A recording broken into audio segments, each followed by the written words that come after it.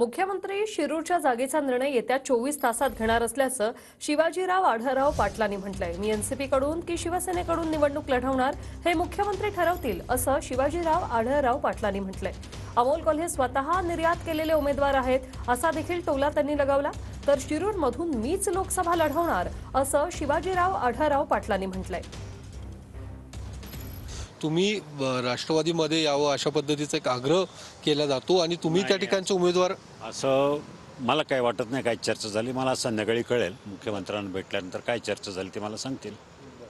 पण तुमची तशी तयारी आहे का? जर अशी काही परिस्थिती निर्माण झाली तर काय नेमकं? अशी परिस्थिती निर्माण झाली तर जो निर्णय आमचे मुख्यमंत्री एकनाथभाई शिंदे घेतील तो निर्णय मला मान्य राहील। कधीपर्यंत निर्णय अपेक्षित आहे? मला वाटतं अजून 24 तासात निर्णय लागेल। अमोल कोल्हे म्हणतात की जर अशा पद्धतीने जर उमेदवार आयात करण्याची वेळ येत असेल तर माझ्या कामाची पोचपावतीच आहे असं त्यांचं म्हणणं आहे। तर अमोल कोल्हेने या विषयावर बोलूच नाही। आयात म्हणजे आपण स्वतःच 4 वेळा आयात निर्यात झालेली आपली स्वतःची।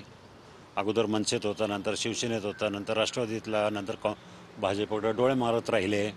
भाजपनं थारा नाही दिला, परत मग राष्ट्रवादीमध्ये, मग अजितदादांकडे गेले, तिथे काय मन करमलं नाही। 24 तासात परत युटर्न। म्हणजे त्यांनी आयात निर्यात ह्या विषयावर चर्चाच करू नये, त्यांना तो अजिबातच अधिकार नाही आहे। शेवटचा प्रश्न, तुम्ही लोकसभा तुम्हीच लढवणार, तुमचाच दावा असणार आहे, भले ती राष्ट्रवादीकडनं असू दे किंवा एकनाथ शिंदे मी लढणार एवढंच आहे। कॅमेरामन विकी चव्हाणसह योगेश बोरसे, TV9 मराठी, पुणे।